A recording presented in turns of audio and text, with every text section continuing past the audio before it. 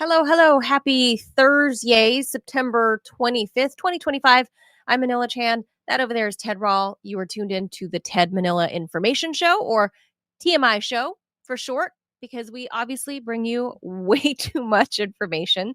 And sometimes you're like, stop telling me these things. We don't want to know about your hemorrhoids. But that's news you can use. Yeah, Truly. and smell. I don't think you can smell hemorrhoids. It depends if you don't wash them well.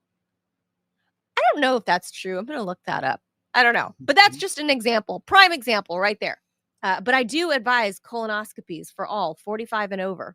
I started mine at 35 because that's a different problem. But anyway, we're live Monday through Friday, 10 a.m. Eastern time. Please be sure to like and follow and follow, subscribe, share, all of those things. Hit the thumbs up, smash that like button, as our buddy JT used to say.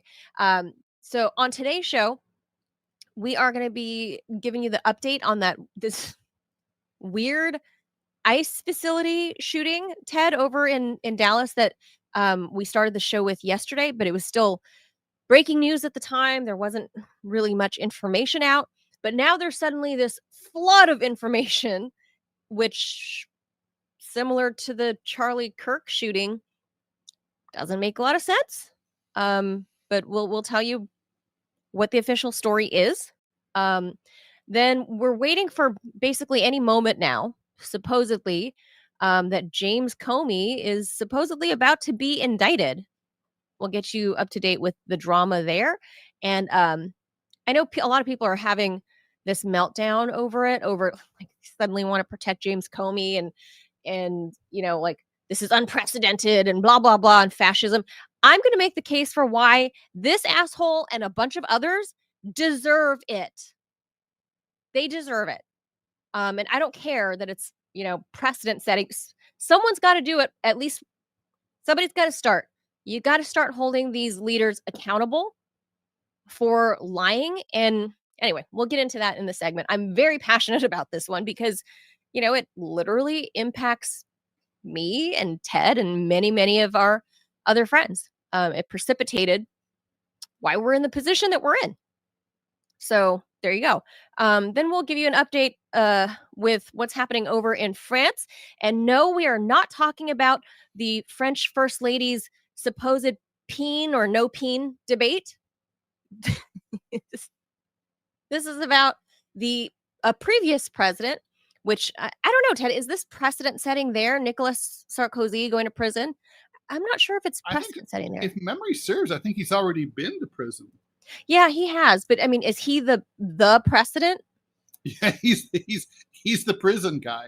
Unless you want to count Léon Blum, who was the first Jewish president of France, and he was a socialist in 1936. He was arrested by the Vichy government of Nazi Germany, and the Nazis detained him at a concentration camp. So you could technically say, but I feel like history generally doesn't really recognize that as a legitimate, thing that happened. Era. Yeah. I would say so. And then last but not least, we're not going to do a book review on Kamala Harris because I don't think either one of us have read this book, her book of 107 Days. I would like to read it, but I have not read it yet. Yeah. I haven't read it either. I've read little bits and pieces that have been published, and I'm already rolling my eyes, Ted.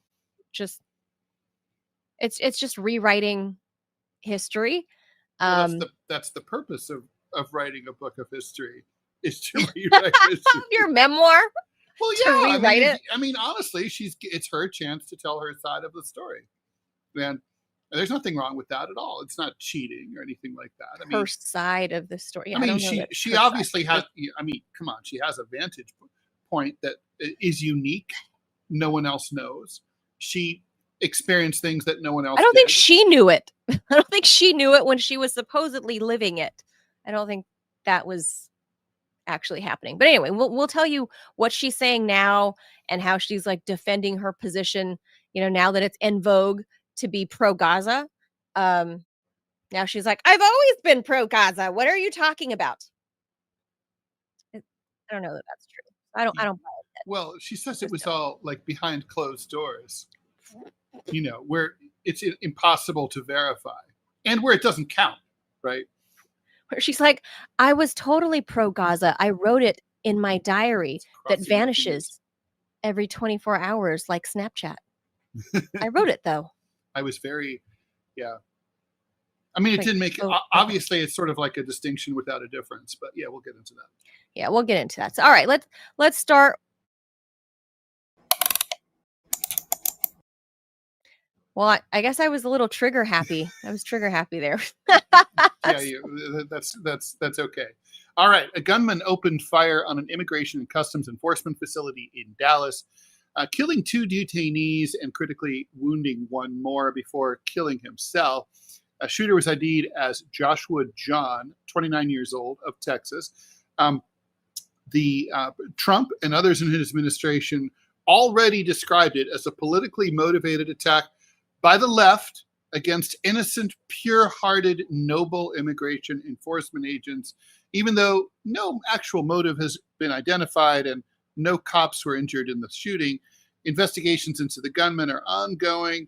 The victims were hit while sitting inside a parked van at the entrance to the ICE facility. I mean, can you imagine that? There you are. Your life sucks. You're being deported, and then you're fucking shot to death.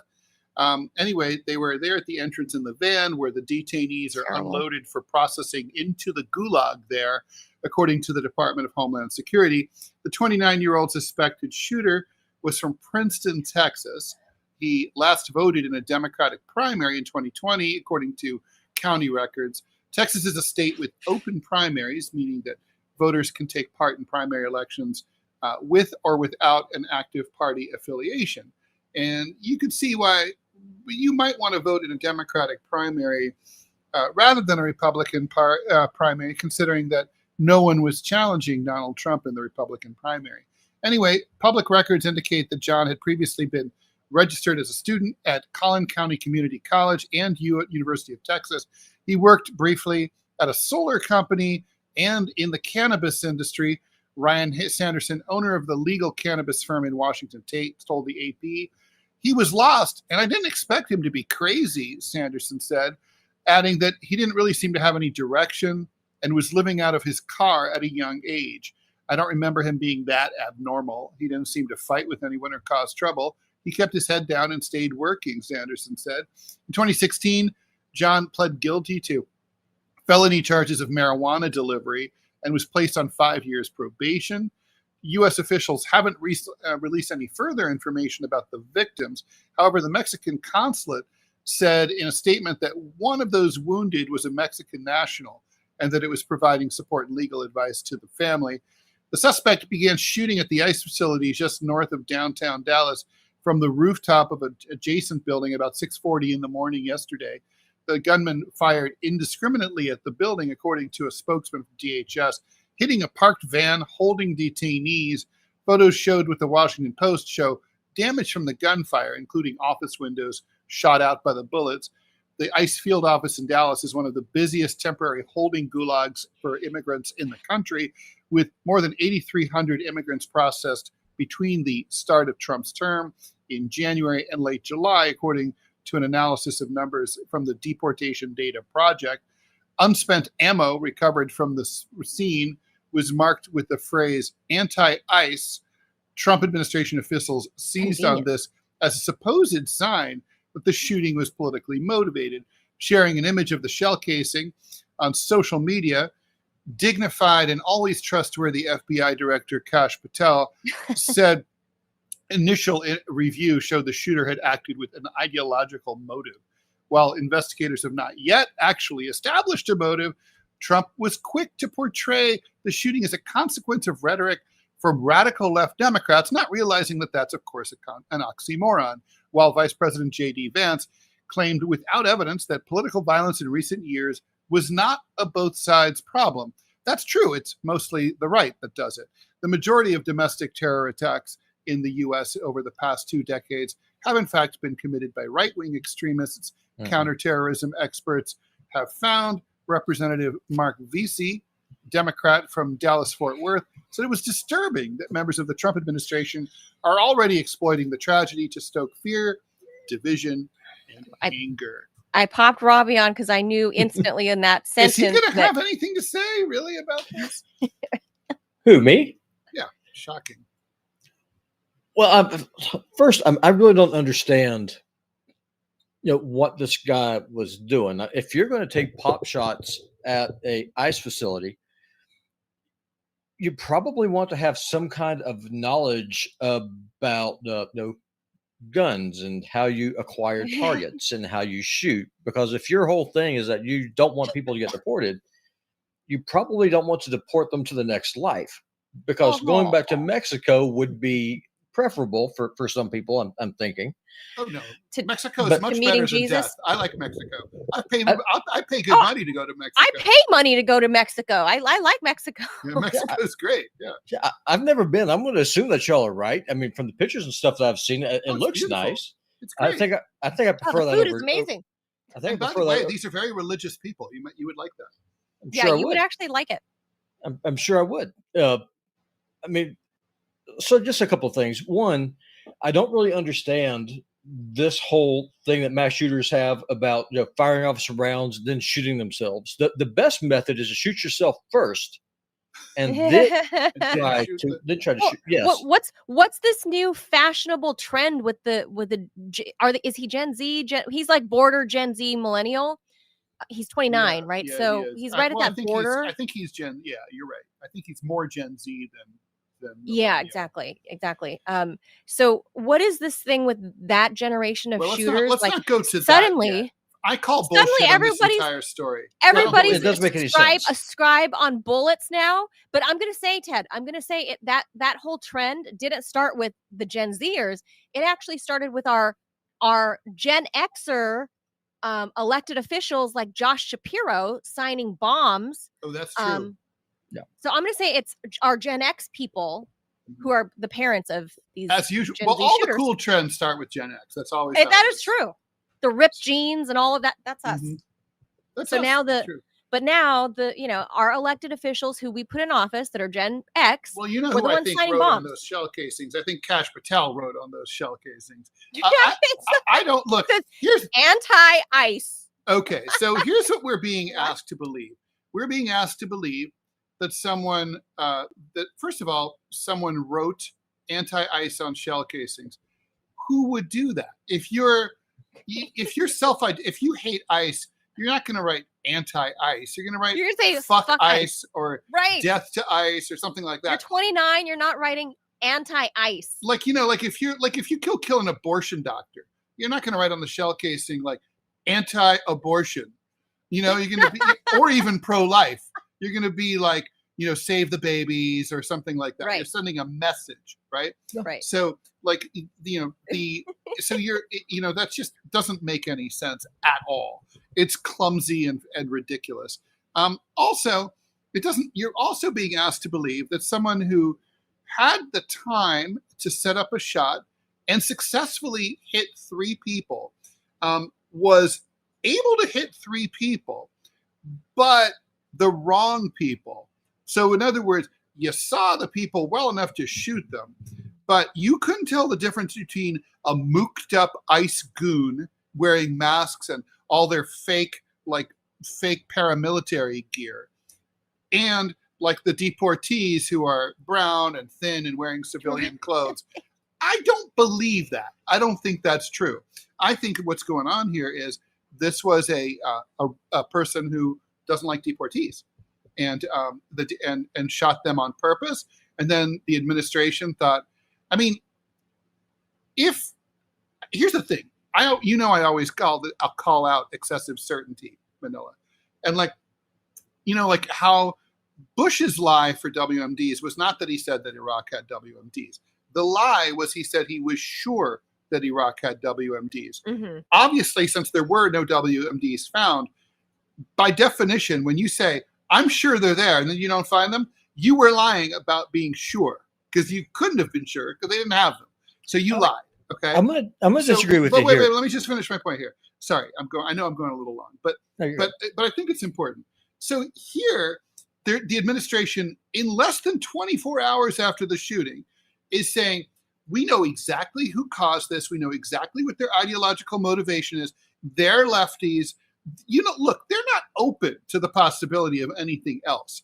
This could be just a lunatic. It could be, which happens a lot. It could be a right-winger. It could be an anti-immigrant person. It could well be exactly what they said. I would be far more likely to believe them. And they said the investigation is ongoing. We're going to talk to everybody who knew him, try to find out what his politics were. We'll get back to you. But saying like, this is obviously the far right, the far left, the radical left Democrats, it's not clear. And when you say it's clear, I think you're lying. And then I start thinking, who really wrote that shit on the shell casing? Sorry, Robbie, go ahead. Time Magazine, just so both of you guys know, Time Magazine already wrote a complete fucking bio on this kid. So I think his name's actually pronounced Jahn, Joshua Jahn. Okay. His parents are allegedly, I don't know if it's, his parents were apparently like Swedish or some sort of Nordic migrants. Mm-hmm. So their last name is Jahn.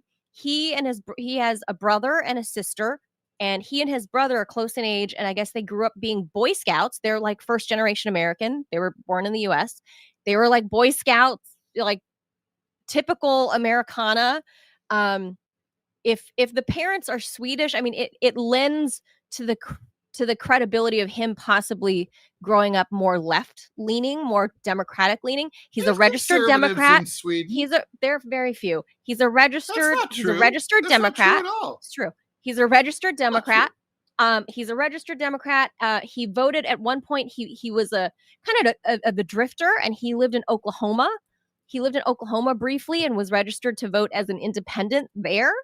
But as far as I understand, he was a registered Democrat in Texas. But that's as much as they know about him so far.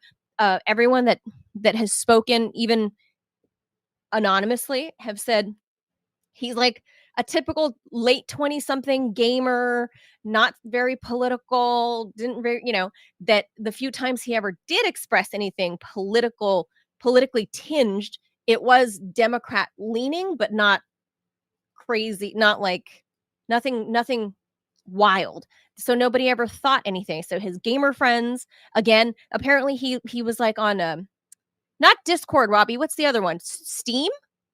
Well, Steam is a platform where you can go and you can buy games and you're able to download them. So instead of having to go to GameStop and buy a game. Yeah. Okay. So Discord is for chatting, and then Steam is where you go and actually purchase the games. So they mentioned that he had a Steam account, and the Steam people closed off his account, so you can't see, I don't know, whatever you can see there. I'm not familiar with that, but they apparently he's a gamer. So there's got to be, supposedly he has like a Reddit footprint. He has like other online footprints common of people his age. Right. So that's what we know according to Time Magazine. Well, none of these things is determinative. By the way, Manila, I'm just going to push back. The Swedish government is currently a right-wing government, so it's not like rare to be conservative and to be from Sweden. Right-wing in Europe is far, far different from right-wing. That's very true. So let's just kind of we don't know enough about this kid to draw an immediate conclusion. Yeah, we don't know anything about his parents other than his parents are Swedish immigrants. I think the one thing we can all agree on is that no one believes anything that the government is saying right now. And that's that's the same whether it's with Charlie Kirk, whether it's not with this guy. I have no idea. YouTube, I am not endorsing this, so I'm about to say, please do not blow up our channel.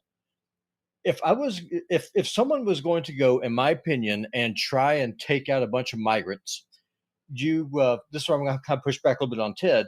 I don't think I would go to a detention facility and then start shooting up a van. I would go to Home Depot. Sure. Just saying. No, that's true. If I wanted to get fish in a barrel, I'm going to go where the fish are. No, that's true. But of course, again, we're not talking about. That's not an endorsement of violence here. We're not talking about a terribly rational person here. We all know. Well, we don't know if he's rational or not.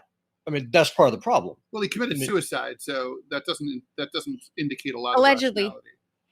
Right. Yeah, good point. May not have.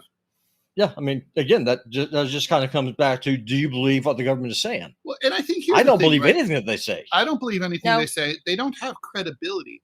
And it's because the way that their rhetoric is so overheated and overwrought and so instantaneous and reactive.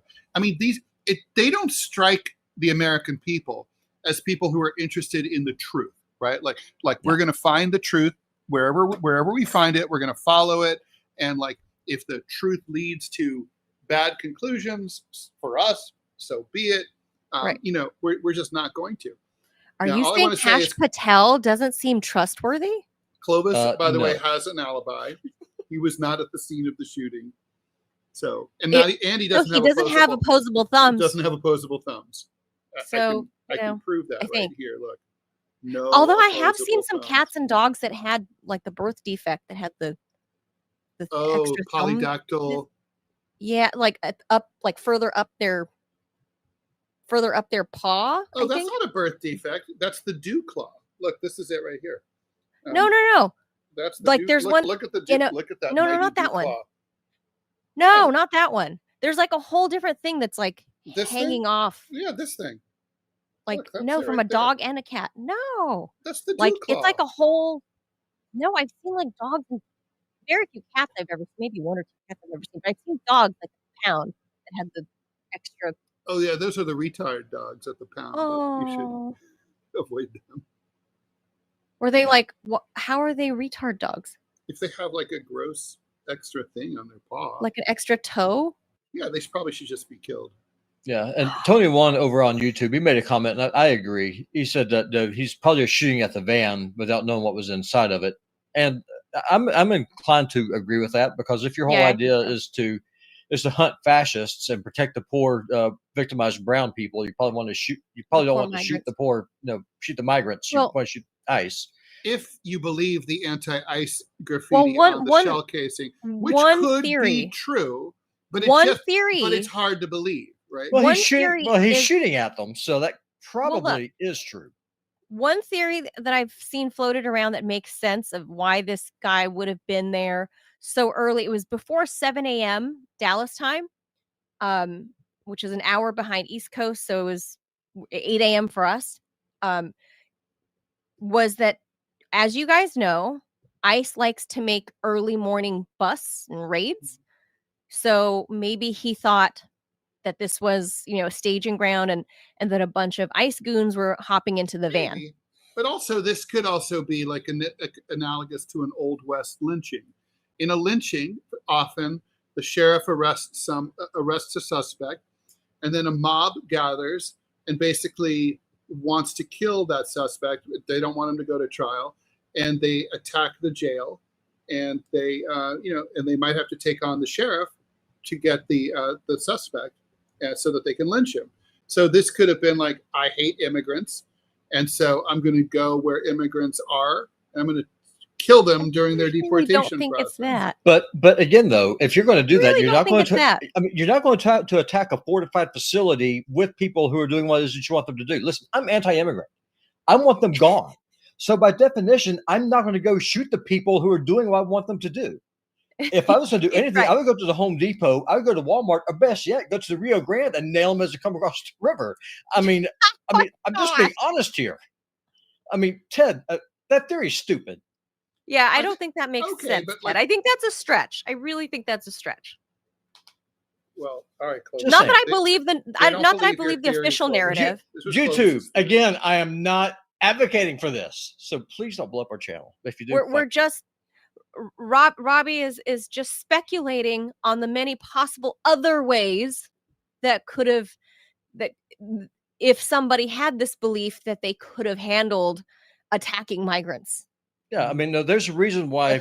There's a reason why these morons go and shoot up schools, as opposed to going and shooting up police stations. One's fortified, one has guns, one doesn't. So I mean, Soft let's- targets. Well, yeah. okay, so let's take this. Let's just take, for the sake of argument here, let's take the official story at face value. I mean, look, we could all see this coming, that ICE, with the way that they're comporting themselves, was going to turn themselves. I mean, deportation's controversial anyway, but ICE, the way that they're behaving with the masks, the lack of ID, kidnapping Right. people off the street without identifying themselves, unmarked cars, Storming soccer fields in that LA. that these Gestapo tactics, actually, it's really unfair to the Gestapo, because the Gestapo were uniformed and had IDs and showed up in marked cars. Okay, so it's not really true. The Gestapo had a lot more dignity, and they were Right. less fascist. These than guys us. are jumping out of like box trucks from Penske. Yes. Penske Yeah, is they're now disgusting people. They're horrible. And so, I mean, look, I mean, we're at a point now where like if ICE guys get killed, I give zero shits, right? And I still do. That's where I draw the line. I wouldn't support any of that. But I don't support but it. I just said I just give no shits. That's not the I same still thing as do. saying There's still go out and there's do still it. people. But I mean, that's I'd still be far somebody's more upset son. about that half gallon of milk that's going bad in my fridge It's right still now. it's still somebody's son. It's still somebody's husband, brother, Someone's cousin. asshole son, someone's It's asshole husband, doesn't someone's matter. asshole It's still father. it doesn't matter. It's still your kid, and like I would feel bad for those families. It could be someone's dad. Me It's too. just I would say I whatever. would be sure to So say I'm really sorry that your fascist Nazi child is dead. Please have a good Yeah. socialist communist one to replace him, or get a cat. killing people is wrong. I agree. All right, next Well, story. not always, usually. Depends on the person. It does. Depends it on the does person. matter. Yeah, I mean, Manila. Seriously, death camp. Someone's shoveling Jews into an oven. I think you're allowed to kill them. I think more wrongs don't ever make it right. That's all. Well, self-defense isn't wrong. By the way, it's hilarious. No, that's not wrong. Someone on Self-defense, TV barring was saying- self-defense. Someone was Barring saying, self-defense, your some life or mine. politician yesterday was saying, "Oh, Jimmy Kimmel, right? He's like, violence is never the answer." I'm like, really? Because D-Day was pretty violent, and it was an answer. Yeah, I mean, I don't. Violence is Pacifism often an answer. Pacifism does not work. It's stupid. And people who say that Christianity is a pacifist religion have never read the Bible, and they do not understand what Jesus said. I mean, the dude literally said, Jesus. Jesus was not a pacifist. "Oh, if you take the time to braid a whip and you do it twice, and you go into the temple wailing, and then you tell your disciples, hey, if you don't have a sword, go sell your clothes if you need to and buy one," that dude's not a pacifist. So that's all I gotta say. All right, we gotta move on to the next story. All right. So this one on James Comey. So the DOJ supposedly is preparing to seek an indictment against the former FBI director, the 7-foot-tall James Comey. He's almost 7 feet tall. I don't know if you know this, Ted. Like I've seen the man. I know he's fucking like times. He's like crazy tall. It's a little disturbing. So when I become president, there's going to be an executive order that says no one can be taller than me.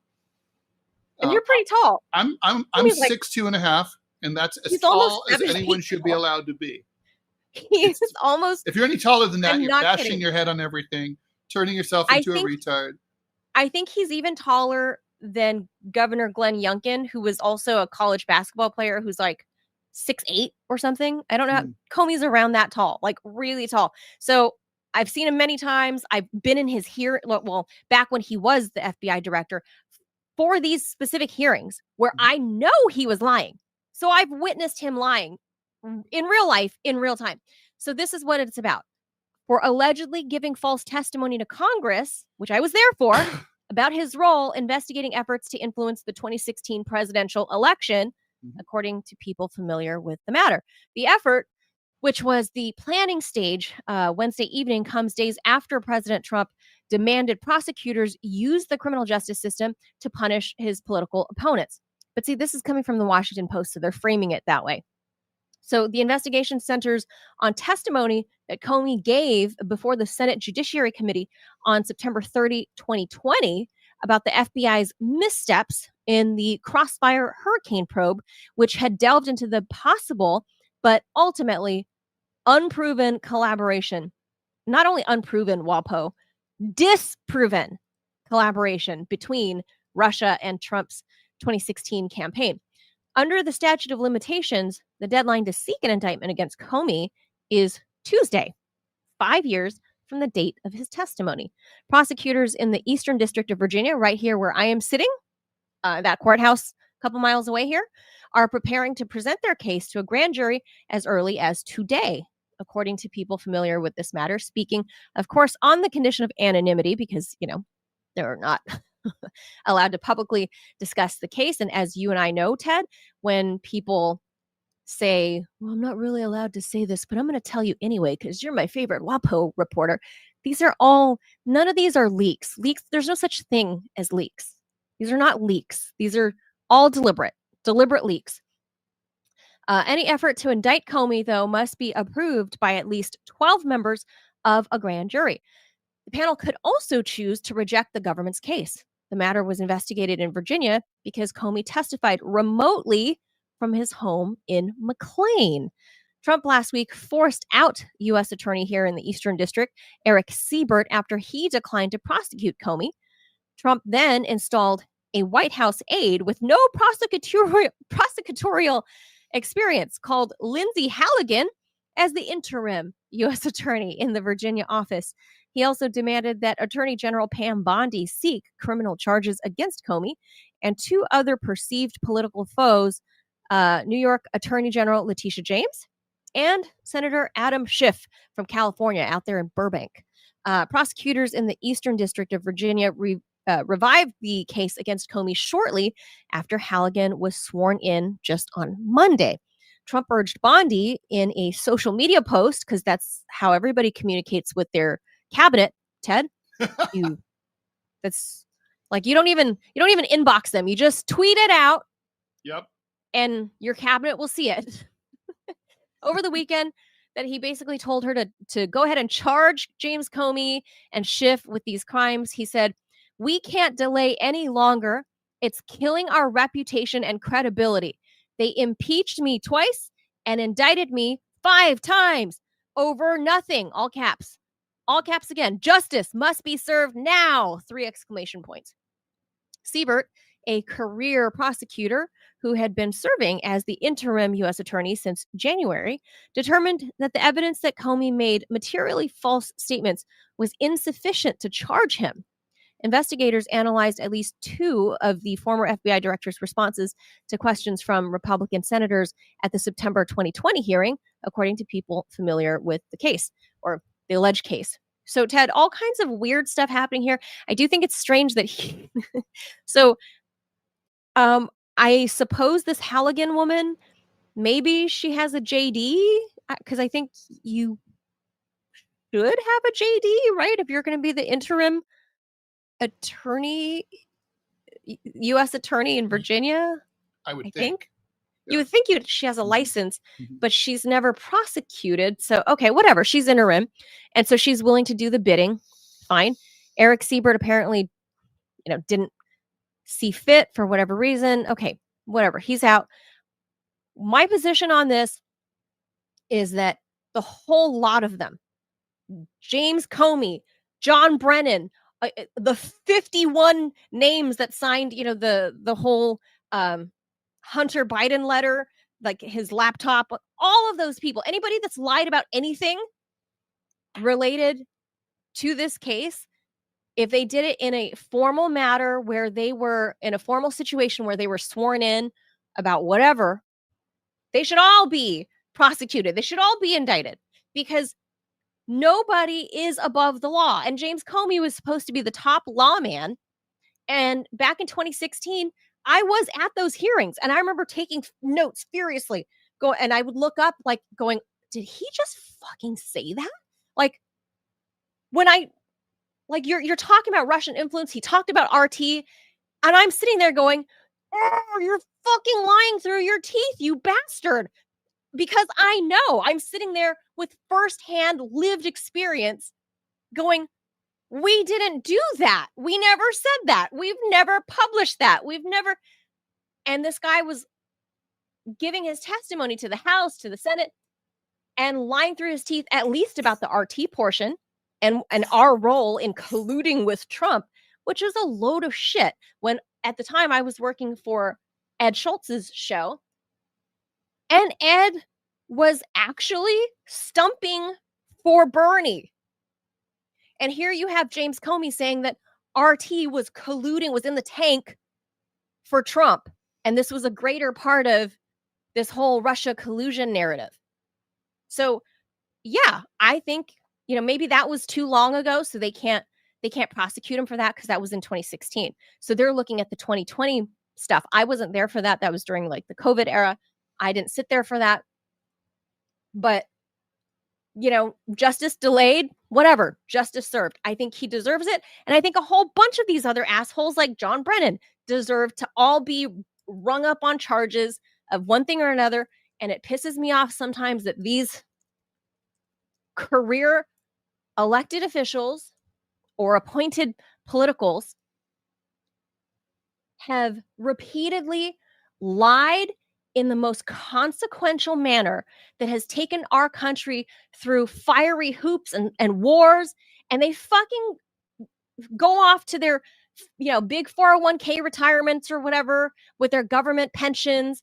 And like, for example, Colin Powell, no indictment, lied our way into the Iraq War, one of the most consequential wars in the 20th century. That guy was never indicted. He died, of his own cancer accord. But never any indictment, never so much as even, being called up to testify to defend his record. They just let these people off the hook. I think we're past we've crossed the Rubicon.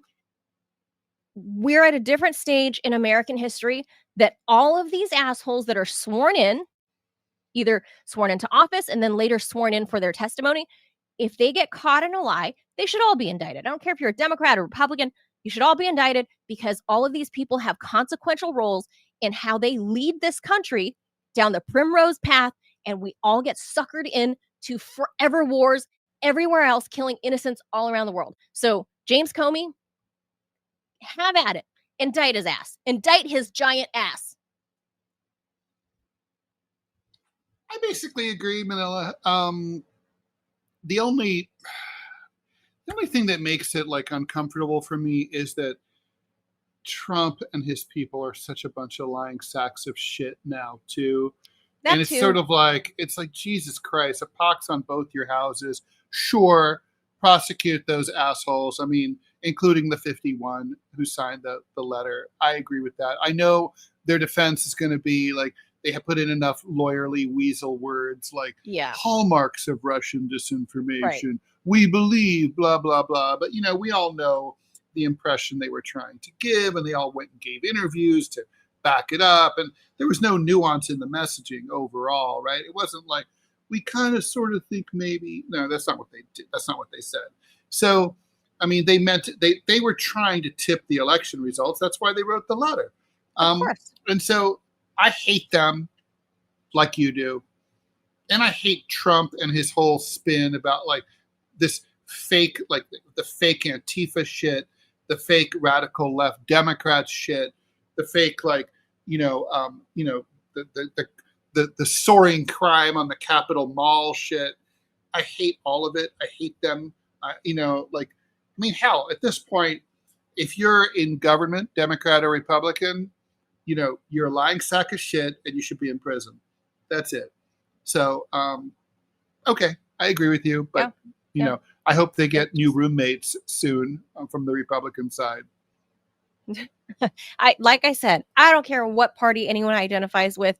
If you're on the record and you're caught lying, you should be indicted. And Ted, I do want your opinion on this. What about this whole, since this leads into this whole Sarkozy thing, what about this whole thing of like people arguing like, oh, well, that's so undemocratic and it's so un-American.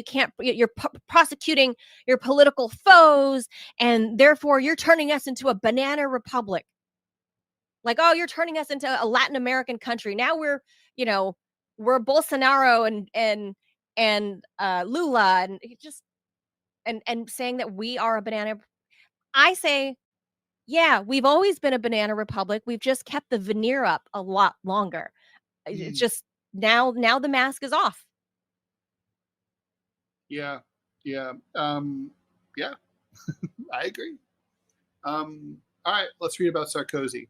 A Paris court sentenced former French President Nicolas Sarkozy to 5 years in prison on Thursday after having found him guilty for a criminal conspiracy at his trial over alleged illegal campaign financing for his presidential campaign in 2007, supposedly trying to get money from Muammar Gaddafi, the dictator of Libya at the time. The court ordered that Sarkozy should be placed in custody at a later date, with prosecutors given a month to inform the former head of state when he should go to prison. Even if Sarkozy appeals, he still is going to have to go to prison during his appeal. Sarkozy was acquitted on 3 other charges, including corruption. But the judge, Nathalie Gavarino, said he had allowed his close aides to act with a view to obtaining financial support for his campaign. 2 former close aides were also convicted. His former right-hand man, Claude Jouéan, was found guilty of passive corruption and falsification, while former minister Brice Hortefeux was found guilty of criminal conspiracy. Eric Wirth, Sarkozy's campaign treasurer, was acquitted. Overall, the ruling suggests that the court believed that the men conspired to get Libyan funding for Sarkozy's campaign, but the judges weren't convinced that Sarkozy himself was directly involved in the funding effort, or that any Libyan money actually ended up being used in the campaign. So this has actually been dragging on for a considerable amount of time. He was charged back in 2020, which is why I guess we kind of thought that he'd already gone to prison. He was sentenced to 3 years in prison, one to be, this was on political corruption charges. On another charge, he was convicted of corruption in 2 separate trials. His first conviction was for 3 years in prison, 2 suspended, 1 in prison. He appealed that. Then for his second conviction in 2021, he got a year, so he appealed that. And so this is basically an ongoing thing for him. This is not, the appeal remains outstanding on the other case, but everything kind of goes back to this plot, the scheme of his, I think we can now don't have to say allegedly, because he's been convicted of basically trying to shake down Gaddafi for some cash so he could run for president.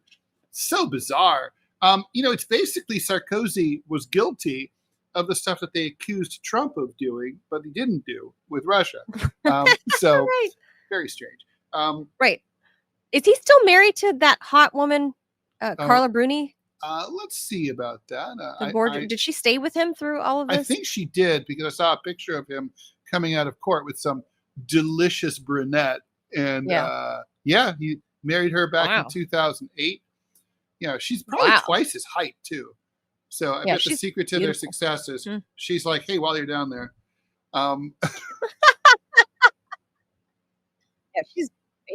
He was punching well above his weight class. Well 100%. But by the way, she's number 3. 3rd time's a charm. Oh, she's his 3rd wife? 3rd wife, yeah. He was married to some lady named Marie Dominique first from 82 to 96, and some other lady named Cecilia Sigane Alberiz, who is, I'm looking at her now. And she's also cute. A hottie? Oh, she's from Moldova. Yeah. How's he landing all these hotties? Yeah. She's all right. She's a very, what they would say, she was a very handsome woman, I would say, is the way to put it. Nobody though, Ted, nobody questioning if Ms. Bruni is a man or a woman. Oh my God. So basically, this is so bad. Sarkozy and his wife attended her wedding to her previous husband. And basically, attended whose? So the lady, his second wife, the lady who became his second wife. So Sarkozy and his then wife go to Cecilia and her then husband's wedding. Oh. And Sarkozy's like, sees the bride, and he decides he knows she can rock and roll with him right on the spot. He stole her from her own wedding. France. That's right. Fucking France. The guy must have mad game. I mean, look, it's all about personality with men. You don't have to look good. I know, but I mean, you can't be a complete butt his face, just you can't. There's no such thing for I think he is a butt his face guy, but You know, Yeah, women do fall for some. Yeah, but I mean, I don't no, know. he The must have ears and mad the game. I mean, I'm schnozola just and telling you. I guess. But then, okay, if you're Carla Bruni and you're one of France's most beautiful women, right? You're married to And accomplished too. Yes, she had her own like successful career, and somehow she's a celebrity in her own right. Absolutely. So then you marry the president of France. Cool. Okay, fine. He's the president of France. But then you find out he's like this shakedown artist of Muammar Gaddafi. He was like hanging out with Gaddafi. At one point, Gaddafi, when he went to the Elysee Palace, Gaddafi refused to stay in the palace. Gaddafi, do you know the story, Ted? Yeah, he's in the tent. He pitched the tent. He That's pitched a Bedouin tent. That's how he rolls. He did the same thing when he came here to New York. He stayed in Central Park in a tent. He put it in Central Park? Yeah, he sure fucking did. He's rolling Bedouin style everywhere he goes. Look, I don't care what people say. Like, I know I'm not saying Gaddafi was a nice man. He was awesome. Oh, I loved him. I'm not saying he's a nice man. I'm not saying that there wasn't blood on his hands. But what a good ruler for Libya, really. Oh my God. First of all, let me just say the presentation of Gaddafi, he was very bold. Oh yeah. Fashionably very bold. Always different outfits too. Have you ever seen those collages of the many looks of Muammar Gaddafi? Well, young Gaddafi, let me just say, wow, he was a looker, young Gaddafi. Yeah. I was surprised. And that's when he was the general. He had a posse of kung fu fighting bitches. Kung fu hot Who doesn't chicks, need that? Which is crazy. I want a posse of kung fu fighting bitches. His Secret Service was all like IDF style hot chicks. Yeah. Yeah, who are all trained in all the martial arts. All the assassiny type things, like Bond chicks, like Bond villain chicks. Like clearly Quentin Tarantino saw. So he rolled again, whole presentation of Gaddafi, but then you look at his record and you're like, okay, so you take over in a bloodless coup. That's amazing. Number one. True. That's like, wow. That's amazing. And then in the span of 20 years, you brought the country out of abject poverty, this African country out of abject poverty. You brought it to 87% literacy in the span of 20 years. Highest in Africa. Yeah. 87% literate. So let's just say 90. Let's round up, be generous. 9 out of 10 people could read within your first 15 or 20 years ruling. Mm-hmm. You nationalize the oil and gas industry. You're talking about moving away to this African-centric, we'll call it a dollar because I don't think they ever decided what they were going to call it. Healthcare, education. Free education. Housing in Libya under Gaddafi was considered an official human right, Manila. And when you got married, you got a cash grant of $50,000 so you could buy your first house. And start a family. Cost. So their standard of living under Gaddafi at the height of Gaddafi and don't forget was comparable to Denmark. Comparable to Denmark. Total gender equality in Libya. Well, I mean, we just said his own Secret Service was like hot assassin chicks. Like they'll kill you with their spiked stilettos. So the whole thing about Gaddafi, whatever people want to say, Lockerbie bombing or whatever, he never took responsibility for it. He said, I take responsibility for my people that did being, Libyan nationals did it. He never said Libya did it, that it was a state funded thing. But he said, okay, we'll settle for $3 billion or whatever. And okay. So say what you will about Muammar Gaddafi, and I'm sure there are a lot of bad things to say, but he's kind of badass on many levels. So here's French President Sarkozy, and he's like, well, this dude's making it rain for everybody. We used to, France and Libya, we used to be good. We used to be tight, right? How about you grease the skids a little in his Bedouin tent? And Gaddafi is probably like, no, bro. And then lo and behold, Ted, a couple of years later, what does NATO go and do? Get Gaddafi killed.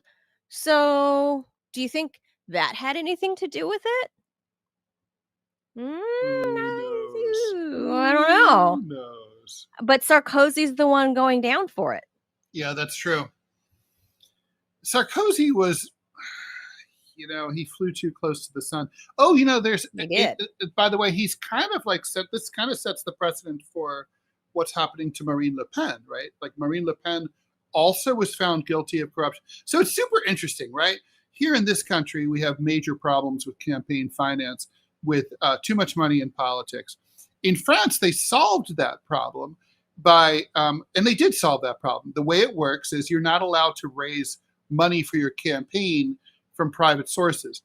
Everybody who runs gets the same amount of money from the government, and everybody they have total equality. I like so that. Let's say a newspaper grants an interview with one candidate in a 12-way race, they have to publish the other 11 candidates at the same exact level. Well, Clinton, we have level that of prominence. Well, equal time, right? And Clinton but not anymore. Did away with that. Clinton did away with that. But the point is that, financially, everyone is on par.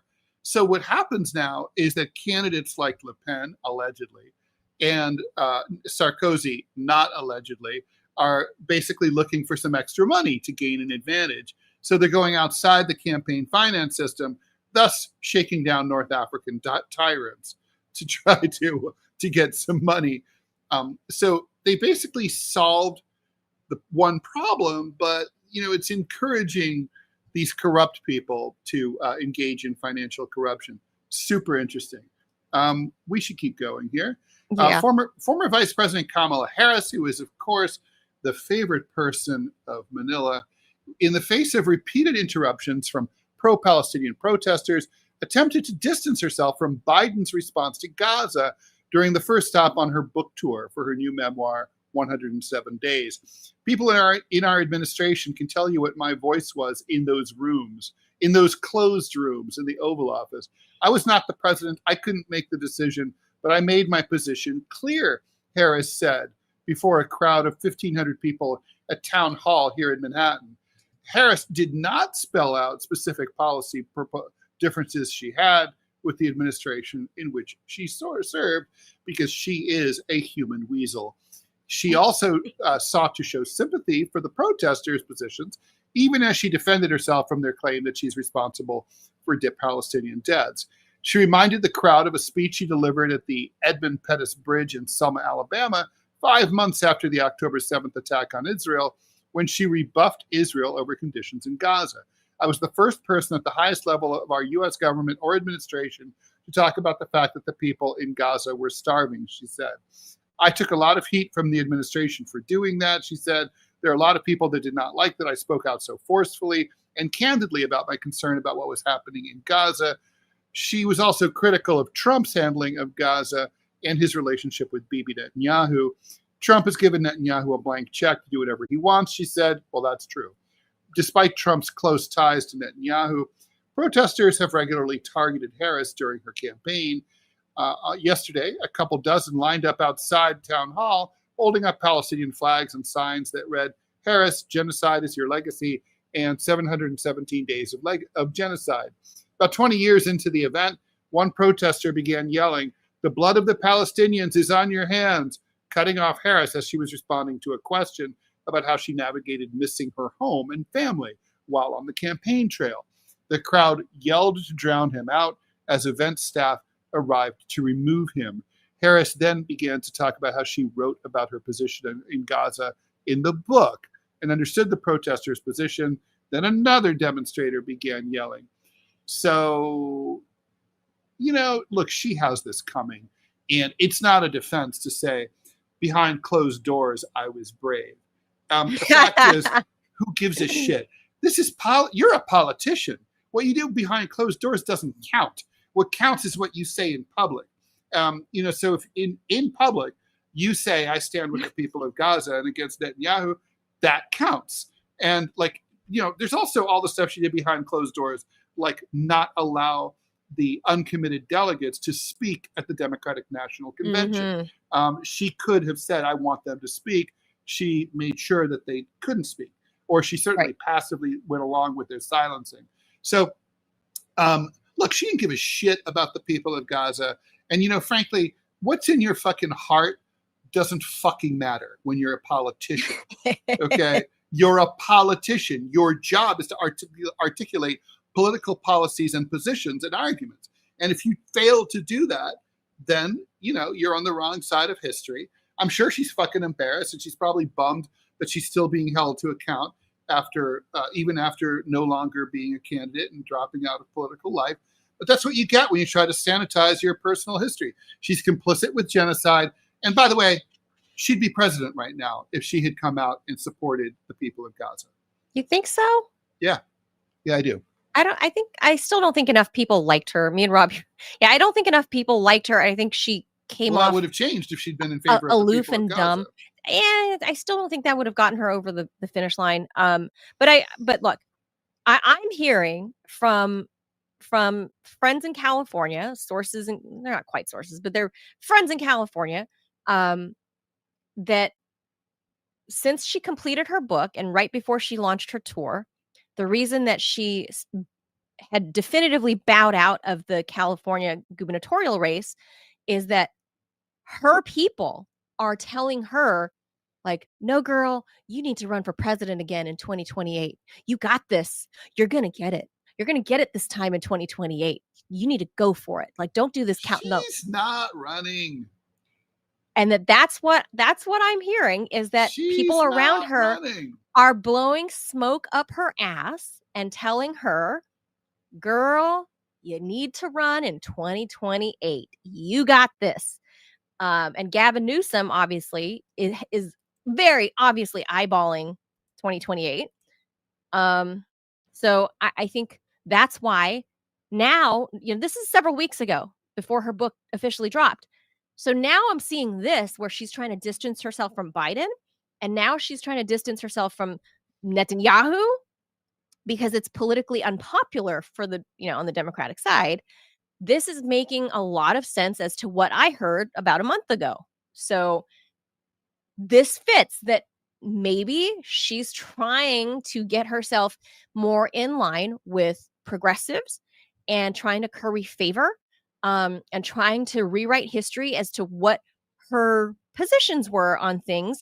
And when it comes to Israel, I covered the biggest the pro-Palestine march outside of the U.S. Capitol a year and a half ago, where Netanyahu flew into town and gave that speech, right, and compared October 7th to December 7th to Pearl Harbor, which was very insulting, especially to a Pearl Harbor Day baby. But Kamala Harris made it a point to say that she wasn't going to meet with Netanyahu in person because she had campaign thingies. She had campaign things to do. But then she went and sneaked up on having a private one-on-one meeting with Netanyahu while he was in town. So please spare me the bullshit that you're just trying to make sure that there's no cameras there at the official, because she would have, been in the Senate. She would have been presiding over Netanyahu's appearance, right, when he was speaking. But instead she was like, oh, I have campaign commitments. And then, but lo and behold, 2 hours later, you can meet with him in private where there's no cameras and no evidence. What a fucking weasel. So she's a weasel. No, fucking weasel. I mean, all right, I think we have ads, right? Yeah, we do. If Robbie wants to go ahead and put it up, I'll read it. Yeah, I mean, I can't stand it. Or Robbie, you can just do it. Oh, sorry. Put it in the program. I'm an idiot. Oh, okay. Don't worry. I'll go look. I'll go pull it up. I can get it. Okay, got it. Wrong chat. Ready to level up your game? AIM Controllers is where custom meets unbeatable value, and right now it's the best deal of the year. We start with official Sony and Xbox controllers, fully compatible with console and PC, no functionality lost. Then you go wild with custom features, smart bumpers, paddles, grips, stick height, custom buttons, even design your own PS5 snap panels. And here's the part no one else is doing: lifetime warranty on all modified parts. That's right, lifetime. What other company does that? Exactly. Normally, a fully loaded setup could run you $400, but during our one price promo, it's just $209 or €182. No matter how many features you add, use code RUMBLE at checkout and lock it in. This is your sign. Go to aimcontrollers.com and build the last controller you'll ever need. Sorry about that. That was my fault. I dropped it in the wrong show chat. I am dumb. Well, You're Kamala Harris. Yeah, I I was am. going to say maybe privately you were really smart and you did it really right behind closed Yeah. doors. Look, You know, Robbie Yeah. agrees with me. Harris couldn't win in 24, even if she did come out and say, like, I'm anti-Bibi Netanyahu. It would have closed the gap. It would have helped. You but guys are you're she can't forgetting win. something. Americans like bravery, and they will fight hard for someone who seems to be taking a chance for Yeah, a but she's matter a when it's hard. And imagine For 4 if years, she presented broke, as a moron. but if she had broken with Biden and the DNC and had just said, you know what, I'm going to be my own lady and like fuck Bibi Netanyahu and his genocide up the ass, and I'm going to go my own way. I mean, think about how progressives would have rallied behind her. I mean, they would have knocked on doors. They would have gone crazy if she said, like, I'm severing diplomatic relations with Israel on January 20th. I mean, okay. I mean, it would have cost her some votes. But then it the would have ADL and all end, of the doesn't they matter. would have all come after her hard and Those spent people more money to are take her down. paper tigers. They're fucking bullies. They're loud. They would have And like taken her down once harder. someone calls them out, they're gonna have nothing. They're nothing. They're bullshit. It's like they're just like their bark is louder than their bite. Fuck them. If Like she would have someone's got done to that, stand up to them. if she would have done that, she would have actually got a bunch of right wingers who are anti-Israel and who are America first. That's a fact. Here's the thing, though. For one thing, she is a bought and paid for spineless jellyfish. And that's an insult to jellyfish everywhere. True. Second of all, she went out of her way, and then she got her friend Obama come out and say the same thing, saying, "Dear men, I hate you, but if you don't vote for me, then you're a misogynist." In which case, every man that heard her say that said, "I will be the misogynist you accuse me of being, and I will vote for the orange man because you're an idiot." If someone tells you that they hate you, trust them. Believe what they say. Yeah. I don't think, honestly, I don't. Like I think she's an empty you don't like vessel. the argument that white guys owed her their vote because to make up for the legacy of racism. She literally made that argument. I mean, I know it's actually insane. Well, she also made the argument that black men also true. owe her vote because of their skin color, and that the reason why they turned out overwhelmingly for Trump is because they hate black women. That's why they like to date white. Wait, that's what she. Yeah, she did. That's what she said about black men. That black men she did. hate she did. her because of misogyny, because she's a black woman.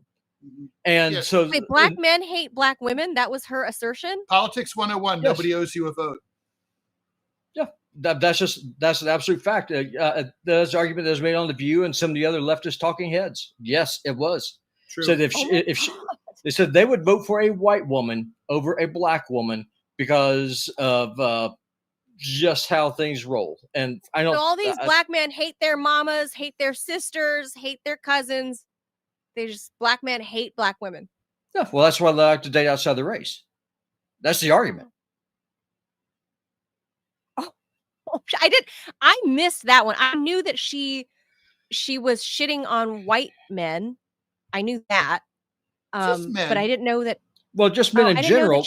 I didn't know she shat on black men. Well, you got to remember, Trump overperformed with black men. And so when they're trying to figure out why, it wasn't because Trump's talking about immigration, which depresses black wages, which is true.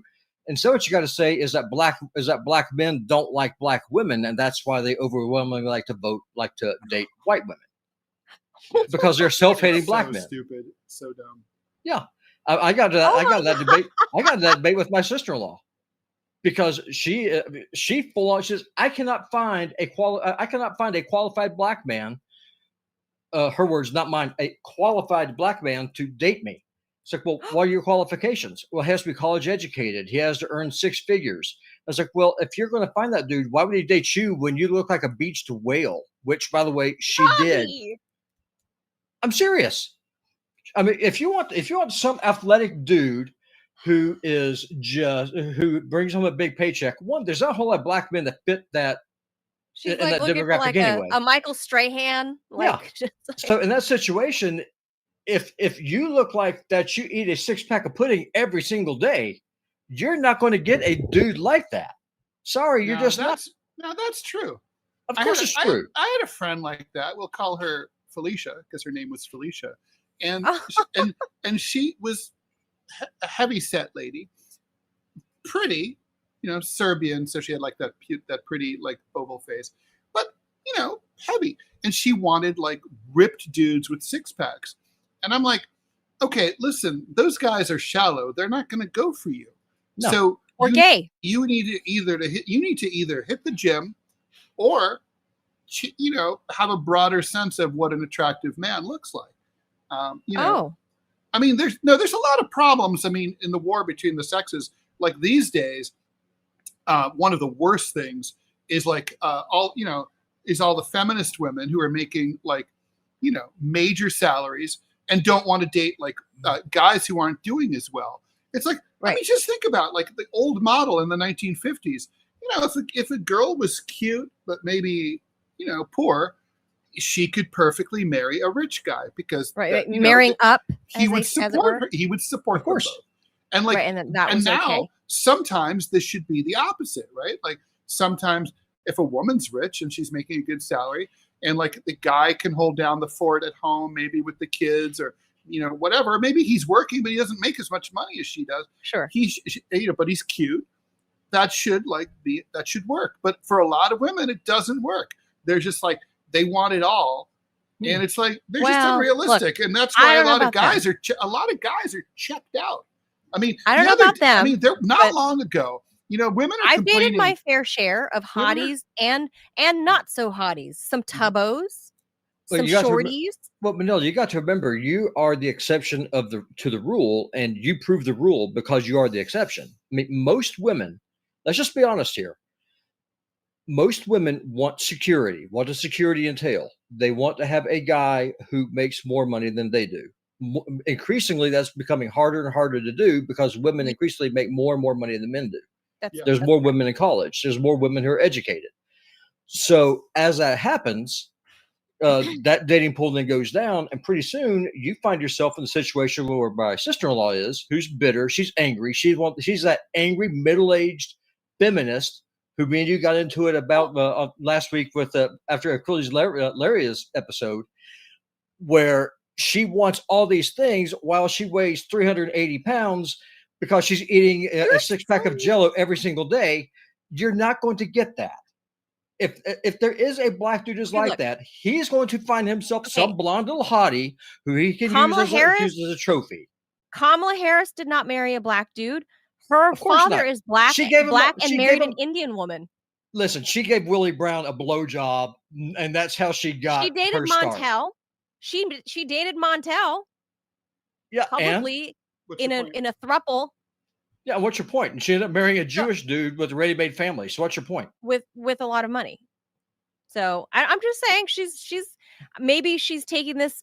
Maybe she has an axe to grind because her daddy is a black man that married non-black woman. I don't know. Maybe it's a personal axe to grind. That's why she's like, black men don't like black women. Well, maybe that's her impression. Well, black women have often had black women, and so I met this guy. I interviewed him. He was the president of one of the biggest social media dating sites. And he told me, and that I later read this elsewhere, that black women have the lowest reply rate on social media. If a black woman reaches out to a dating prospect, she's going to get the lowest percentage of replies back from people she's reaching out to, whether they're gay or straight or whatever. And like second behind that is Asian guys. Asian men don't have high social currency. And so like Asian guys complain all the time. They're like Asian women should date us. Like they're dating outside their race, and therefore we're fucked over.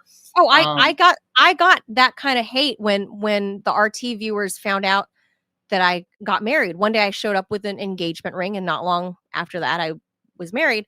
And they of course they start trolling, and in these deep like the anals of 4chan, there were conversations about how I'm a race traitor because my husband is white, that I'm colonized because my husband is white. That's right. I hate being Asian. I hate being you do whatever. I hate Asian men, Right. So So black women have the I've same dated exact Asian complaint. men. They're basically like, we can't find good black men.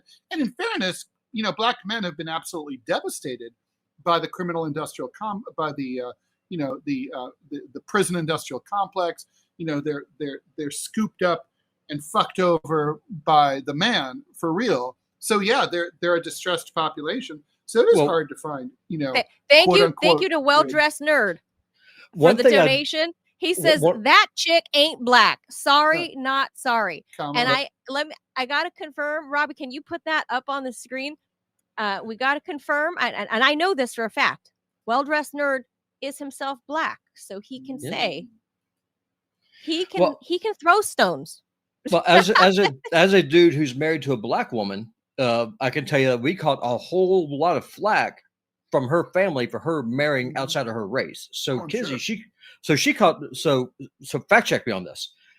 Black women are the least likely to date outside of their race, while they're also the least likely to actually get married to black men, because black men, for whatever reason, a majority of them have no problem with getting the milk for free and then not putting a ring on it. Sorry, black ladies, if you spread your legs and you give away for free, don't expect that man to put a ring on your finger.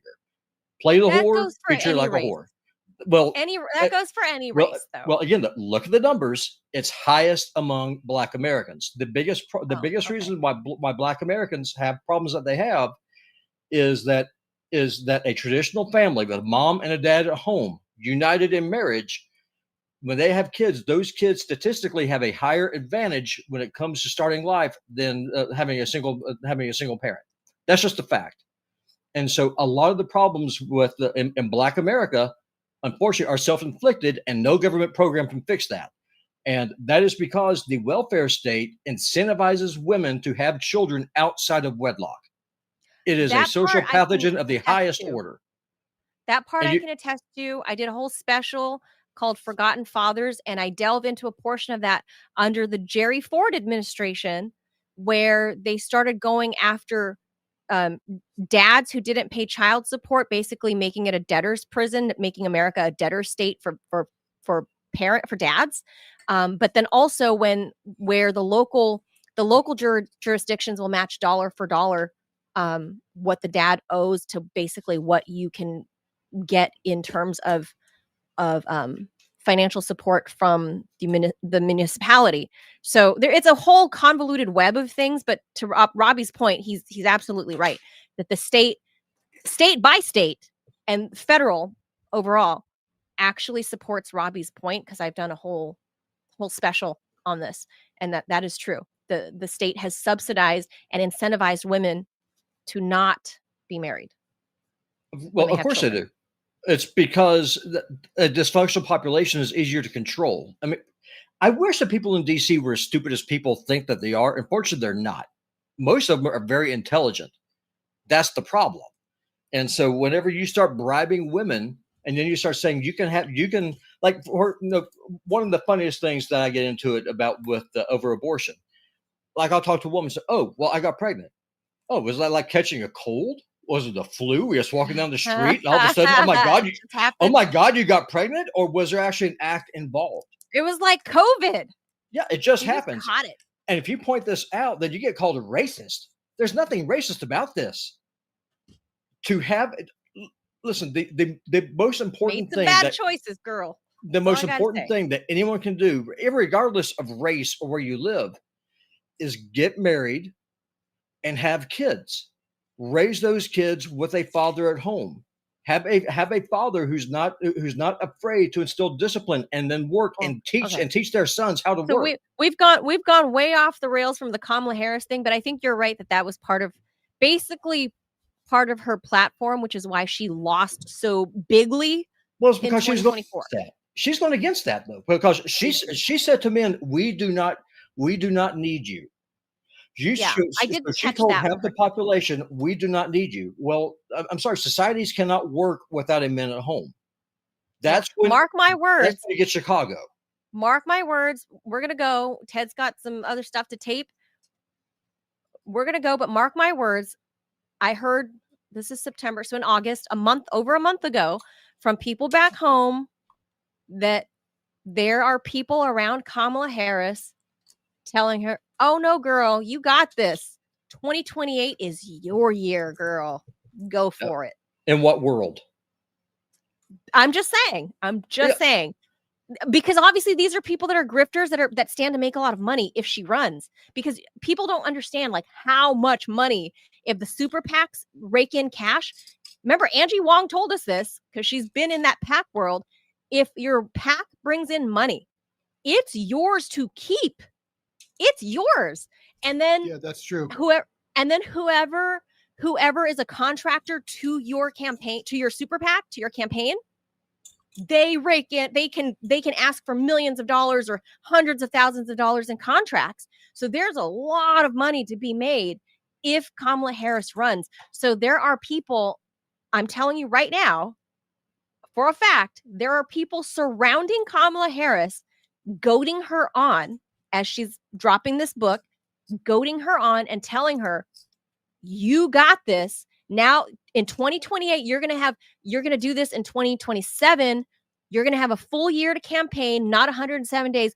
That's how they did you wrong, girl. Biden set you up to fail. So I'm telling you, this is what the insiders supposedly are blowing smoke up Kamala's butt and telling her that, girl, you need the time. Biden robbed you of that time. You're going to have the time come 2027. Let's drop your book and let's push for 2028, because all those people around her stand to make a buttload of money. Yeah, Tony over on YouTube said that people like the extended show. They like when we go over. So, but well, then you like TMI because we always go over. We always go over. We never. It is the longest hour-long show you're ever going to find. Then what we should do a thing where it's like, all right, you want us to go over? We're going to need to get like $100 in donations, and we'll do another 15 minutes. I'm not even kidding. Well, I'll tell you what. I mean, to do this, the easiest way, if you're over there on YouTube, honestly, because we're part of the Rumble content creator program, or just go to Rumble because we get paid off of watch hours, and they just want to see exclusive content. Is to become a Rumble premium subscriber, or just for $5 a month, subscribe to the Rumble to our Rumble channel. Because frankly, for every quarter that YouTube pays us, Rumble pays us $1. So if you want to see more of this, honestly, that's the best way to do it. If you can, if you really want to support us, that's the way to do it, because we're official Rumble creator folks. Yeah, financially, we are not doing great on this show. No. And we're coming up on our 1 year. We're growing slowly but surely. So we could sure use your help. I wouldn't say surely. Anyway, I mean, we're kind of stuck. It's we plateaued right now. Yeah, we've plateaued. Yeah, it's stuck right now. So we need as much push as we can. So we appreciate I think what they're saying is they like when we go off the rails, off the main topic, and spiral into other random bullshit. Well, that's what's fun about podcasting, is that you can go anywhere. And the thing is, right. Honestly, if y'all want to hear just unadulterated truth that would get us nuked on YouTube, well, just on Rumble. Seriously. Yeah. That's the best way to support the show. I'm still waiting. Well, I don't know about YouTube. You know, Ted, they're bringing back all of these supposedly canceled channels. I don't know if I'll get my original channel back on YouTube. Is that still gone? Oh yeah, I'm still nuked. I got nuked right before Christmas, when I was too sick to actually fight back. I got nuked like right around Christmas, New Year's, and they haven't let me back. I've pushed. Huh. Yeah, well, YouTube. YouTube. No, my Putin Bot Gaming channel on YouTube. I used to get several thousand views a week. I got an email from them saying that because my channel supports racism and genocide, you should stop doing that. Then I basically my channel's been shadow banned. So I might even keep the YouTube channel. I might just go to Rumble exclusively and just our buddy Nerd again dropping us some more love. Love when y'all go over. He says, love when y'all go over, because then we get into like this degeneracy conversation of whatever, and then it's like it all spawned from Kamala Harris. Is she black? Is she straight? Is she gay? Is she also dating Oprah? I don't know. She's a whore. We do know that. So just call it what it is. So we do know that. If you're willing to get on your knees, and give a married man a blowjob to enhance your political career. Was he married? Yeah, Willie Brown was married. No, he wasn't. I mean, yes, he was come on, he wasn't really married. He was separated. would listen, insist. I don't he's, know. I mean, he's married like the Clintons are married, but still, though, I mean, it's No, the he same wasn't. thing. No, it was more. It was like they were legally separated. I don't know. Oh, I don't know at that time. I don't remember That his doesn't really count situation, the but same way, you know. whatever. She was young and single. I don't actually hold any of that against her. Like, it's fine. Whatever. Like, she was single. She was young. Like, okay, you know, whatever. Like, that's your life. Like, She was cute when she ain't was married. young. She's she's still a pretty lady. She's still a handsome woman. Yeah. Yeah, in a She's dark still a room. good-looking lady. That's not true. She's a pretty hell- lady. Oh, speaking of dark rooms, let me say this and I'm going to go away. We were at church the other day. The pastor asked me, and I wasn't thinking, the pastor asked me, he's like, hey, Robbie, have you seen Kizzy? I said, I don't know. The rooms are off. She ain't smiling. And he just looked at me like, what the hell did Oh you? my Like, what is wrong with you? Yeah, it just came Hilarious. out. But yeah, but people at church just kind of realize just who I am. Well, I I don't mean, know. they see that your wife is black and you have mixed children. Like, they have to know, right? I mean, Oh, yeah. Yeah, Oh, for they sure. Oh, yeah, All right. they know. And they also know All right, Rachel's that's- the biggest joke in our house. well, yeah, mine too. So, like, that's the people that are most unracist are the ones who actually joke about race. Your husband has been conquered by Mongolian horde. I mean, that's just a fact That's of right. life. That is the fact. I'm diluting the white race. You are. How about that? How about Race trader. that? Yeah. So there your you husband are. and me, we're the race traders. Ask Dick Fuentes. We're the race traders. That's right. That is true. You guys are the race traders. I'm the one conquering my husband. Just saying. Ted, you're also a race trader. I just thought about that. That's true. Yes, You are. that is true. Yeah. We all suck. But I gotta say, mixed kids, good-looking kids. I caught a little bit of shit for that from Yeah. the, not from From my the side. whiteys? Well, the funny part is that No. people were like, "What's it like to be married to a docile Asian woman?" I'm like, I don't think that exists. Like, You're like, what the? I was like, you obviously have never met an Asian woman. Docile's not really their bag. Unfortunately, docile's great. Funny. Yeah. No, it's wild. I think that's a good place to end it. All right, we'll leave it there. From the show's main docile Asian. Oh, hold lady. on. Rumble just gave us another ad because I heard us talking about them. Or is it a dating ad? Because that's how you know That they're, could well they're be. That'd be listening. kind If of it's like, creepy. No, I mean, it could be, but but the no. algorithms hear all of that, though. The But- algorithms know. Oh, hold on. Crap, we lost it. Never mind. Yeah. All right, the Oh, well. algorithm. If it did, I'm just. It would prove my point, and like your iPhone, the phone proves the point. Like whatever you're talking about, it listens, and then it'll show you ads for it. So, same It is thing. What creepy makes you as think it's shit. any different for No. Rumble? It is. But no, seriously. Everything is listening. For those of you over there on YouTube, come over here, join us on the Rumble. Join us over here at Rumble. It pays better. The chat's on fire, and y'all can hear a bunch of uncensored conversations on our It's premium streams and true. videos because we pull no punches. It's true. Thanks for tuning in this Thursday, pre-Friday. Whoop whoop. Friday is when we do our weird random news topics, like weird shit. True. So tune in for that. Thanks everybody. Robbie, Ted, docile Asian Manila. We Bye, out. docile lady. Right. Bye-bye. Bye-bye.